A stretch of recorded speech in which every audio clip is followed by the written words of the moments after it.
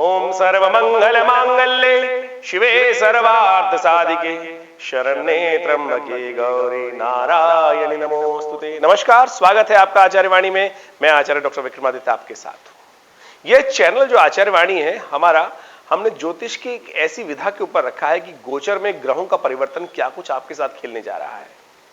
समय है परिवर्तन का, कभी अच्छा कभी खराब, और यदि आप कर्म कर लें तो आप अशुभ समय को भी अच्छा कर सकते हैं। लेकिन समय अच्छा है या खराब है उसके लिए ज्ञान होना परम आवश्यक है, क्योंकि अगर अज्ञानता होगी तो पता ही नहीं चलेगा ना फिर कि हम क्या उपाय करेंगे। यदि ज्ञान होगा तभी पता चलेगा ना कि समय खराब है तो उसके लिए कैसे उस समय को ठीक करने का प्रयास करना है। अभी आने वाले गोचर में ग्रहों का विचित्र परिवर्तन होने का योग है। मंगल जो है वो ग्रहों राशि पर परिवर्तित करते करते वो कहां जा रहे हैं आपको पता होना चाहिए। कर्क राशि में प्रवेश कर रहे हैं और शनि महाराज इस वक्त जो है वो कुंभ राशि में चल रहे हैं। ग्रहों का विभिन्न प्रकार के योग होते हैं, चाहे वो आमने सामने एक परस्पर दृष्टि से देखें, लेकिन एक विशेष योग कहा गया है षडाष्टक योग। षडाष्टक यानी छठे आठवें, षड यानी जो षडाष्टक योग है छठे और आठवें ग्रहों की युति हो जाए तो किस प्रकार से जीवन में क्या कुछ उसका प्रभाव पड़ता है।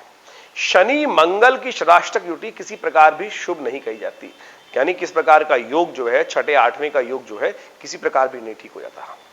यदि मेष राशि वालों की हम बात करें तो मेष राशि वालों के लिए मंगल जो है वो कर्क राशि में जा रहे हैं। कर्क राशि में मंगल जो होते हैं वो नीच के हो जाते हैं, शीर्ण हो जाते हैं, कमजोर हो जाते हैं।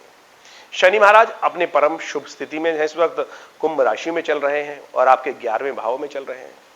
और जो शनि की दृष्टि है वो होती है तृतीय और दशम भाव में, सप्तम भाव में। मंगल की दृष्टि होती है चतुर्थ, सप्तम और अष्टम। यदि इस योग को समझें तो मंगल जो है अपनी अष्टम दृष्टि से शनि को देखेंगे। जो शनि की 8वीं दृष्टि जो दिखे आती है, जो तीसरी दृष्टि मानी जाती है, यानी 8वें भाव पर मंगल की दृष्टि जो होगी ये षडाष्टक योग बना रही है। यानी मंगल से शनि 8वें और शनि से मंगल छठे भाव में है। ये दोनों ग्रहों की युति जो है विशेष तौर पर जो युति बन रही है वो कई प्रकार की समस्याएं जीवन में उत्पन्न कर सकती हैं। एक तो मंगल वैसे ही शीर्ण, कमजोर। जब मंगल कमजोर हो जाते हैं तो कई प्रकार के मन में हीन भावना उत्पन्न कर देते हैं, कमजोरी उत्पन्न कर देते हैं। मंगल साहस के प्रतीक है। मंगल युद्ध के अंदर जैसे सेनापति होते हैं तो मंगल को सेनापति का विशेष तौर पर स्थान समस्त ज्योतिष के अंदर दिया जाता है। मंगल है कौन? मंगल विशेष तौर पर कहा जाता है कि धरती पुत्र के रूप में जाना जाता है। आपको एक सती की कथा मालूम हो, याद होगी, कि जिसके अंदर सती यज्ञ कुंड में दक्ष प्रजापति के हवन कुंड में जाकर अपने आप को समर्पित कर दिया था उन्होंने। और उस वक्त भगवान शंकर ने रुद्र जब हुए जब वहां पर, तो कहा जाता है कि उनके पसीने से वीरभद्र उन्होंने उत्पन्न किया और वीरभद्र ने जाकर उस समस्त यज्ञ के, दक्ष के यज्ञ को विध्वंस किया और लाकर सती के शरीर को भगवान को अर्पित किया। और उसी दिन से जो वीरभद्र थे वो विशेष तौर पर वो मंगल के रूप में स्थापित हुए। वही रुद्र रूप जो है भगवान शिव का, वही वास्तविक तौर पर मंगल के रूप में जाना जाता है। और ये मंगल विशेष तौर पर जब आप कर्क राशि में प्रवेश कर लेते हैं तो वो क्षीण हो जाते हैं। और जब क्षीण हो जाते हैं तो व्यक्ति अपने साहस के लिए बहुत सारी समस्याएं उत्पन्न हो जाती हैं। जन्मपत्री में यदि मंगल क्षीण है, नीच के हैं, तो कई प्रकार की समस्याएं उत्पन्न हो जाती हैं। अब आपके योग का जो विशेष गोचर में हम समझें, मंगल चतुर्थ के होकर नीच, चतुर्थ भाव में होकर नीच के होकर जिस प्रकार का अशुभ योग यहां बनाने का प्रयास कर रहे हैं, उसके लिए आपको बड़ी सावधानी से समझने की आवश्यकता है। देखिए, पहले योगा योग समझ लें क्या क्या होने जा रहा है। जो मंगल विशेष तौर पर कर्क राशि में प्रवेश करेंगे और रहेंगे 30 जून तक। 30 जून से पहले पहले विशेष तौर पर आप समझें कि जो शनि है वो भी वक्री हो जाएंगे और वो वक्री होकर 17 जून को वक्री होकर वापस दृष्टि कर लेंगे, यानी कुंभ राशि में मार्गी चलते चलते वक्री का योग बना लेंगे। तो ये कई प्रकार की समस्याएं उत्पन्न करने के योग बना सकते हैं। यानी ये करीब करीब जो 50 दिन का योग है, ये विशेष तौर पे भयानक उठापटक वाला योग दिखाई देता है आपकी राशि के अनुसार से। तो आपको बड़ी सावधानी से, जो शनि महाराज आपकी कुंडली में पूर्ण लाभ देने के योग बना रखे हैं, पूर्ण लाभ देने के लिए योग बना रखे हैं, बहुत बढ़िया 11वां भाव लाभ का भाव है और वो उस स्थान में स्थित होकर पूरी तरह से लाभ के योग बनाने की बहुत सुंदर स्थिति बना रखी है उन्होंने। ऐसे में ये मंगल का षडाष्टक योग शनि के साथ जो बनेगा उसके कारण से कई क्षेत्रों में उत्पन्न हो सकती है समस्याएं। एकाकी भाव, आपके मन में इस प्रकार का भाव हो सकता है मैं अकेला ही बहुत हूं, और घर वाले आपसे, आपके मित्रगण आपसे थोड़े से त्रस्त हो सकते हैं। ऐसे में कुछ लोग आपकी को हानि पहुंचाने का कार्य कर सकते हैं। ऐसे में देखिए, एक पुरानी कहावत है, आपके अंदर सामर्थ्य बहुत है, समझ में आती है, आप मंगल प्रभावी कुंडली वाले हैं, मेष राशि वालों, लेकिन अकेला चना भाड़ नहीं भूजता भाई, इस बात को समझ लेना चाहिए। और मंगल ऐसे में आपको कई जगह से आपको परेशानी उत्पन्न कर सकता है। जो छोटे लोग हैं, छोटे नैरो माइंडेड थॉट वाले लोग हैं, वो आपको परेशानी में डाल सकते हैं। तो इसलिए आपको बड़ी सावधानी के साथ कार्य करने की जरूरत है। और इस वक्त जो योग चलेगा विशेष तौर पर, वो आपको ऐसा लगेगा कि आपके अंदर थोड़ी सी नेगेटिविटी भी आ जाएगी। जितनी नेगेटिविटी आएगी उतने ज्यादा आपको कष्ट होने के योग बन जाएंगे। इसलिए बड़ी सावधानी के साथ काम करने की जरूरत, अपने गुस्से को कंट्रोल करने की जरूरत है। अब कैसे ठीक किया जाए इन सब समस्याओं को ठीक करने के लिए? वैसे बड़े बड़े लोग संपर्क में भी आ सकते हैं, ये भी शुभ बात हो रही है कि कुछ बड़े लोग, बड़े मित्र जो हैं, जहां अच्छे अच्छे जो बड़े बड़े लोग हैं वो आपके संपर्क में आ सकते हैं। लेकिन आपके मंगल के कमजोरी के कारण से उन सबको से जितना लाभ आपको होना चाहिए वो नहीं हो पाएगा, और उससे इस पूरे योगा योग के कारण से कष्ट होने के योग बन सकते हैं। तो ऐसे में आपको कुछ खास उपाय भी कर लेना चाहिए। देखिए, भगवान ने एक बात समझी, इस प्रकृति ने कुछ अशुभ करती है तो साथ साथ कुछ शुभ होने के योग भी साथ साथ बना देते हैं। जैसे भगवान राम ने हनुमान जी को जब लंका में भेजा तो वहां विभीषण पहले से बिठा रखा था, और हनुमान जी को केवल ढूंढना था। यानी सकल पदार्थ है जगमाही कर्महीन पुरुष पावत नाही। तो कर्म यदि करेंगे हम तो वो बहुत बढ़िया तरीके से हमें कष्टों को दूर करने के योग बन जाते हैं। ऐसे में 3-4 विचित्र प्रकार के योग बनते दिखाई दे रहे हैं इन खास दिनों में। एक तो मैंने कहा मंगल का विशेष तौर, क्योंकि मंगल का ही योग है इसमें, और मंगल वीरभद्र है, और उनको प्रसन्न करने के लिए बड़ा सुंदर योग बन रहा है। 2 बार तो अंगारक चतुर्थी का योग बन रहा है। अंगारक चतुर्थी का योग बनेगा, 23 मई के दिन भी अंगारक चतुर्थी का योग बनेगा।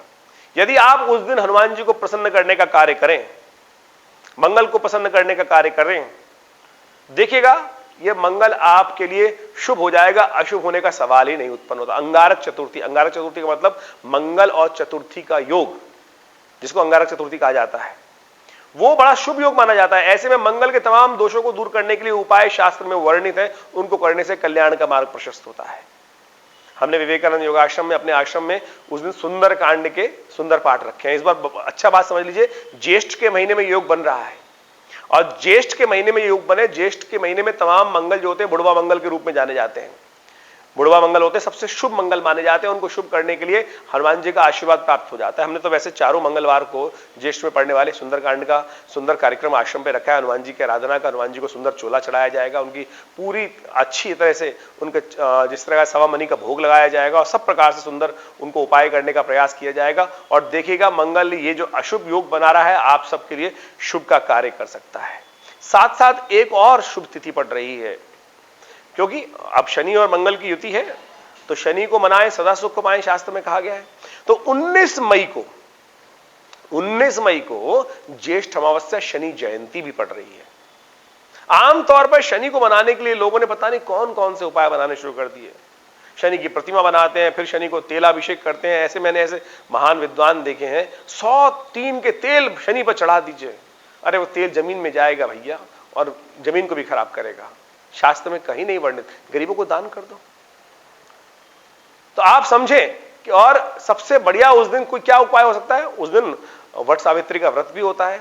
हमने उस दिन आश्रम पे 100 पाठ हनुमान चालीसा के रखे हैं। जो शतवार पाठ पढ़ जोई, छूटई बंद महासुख होई।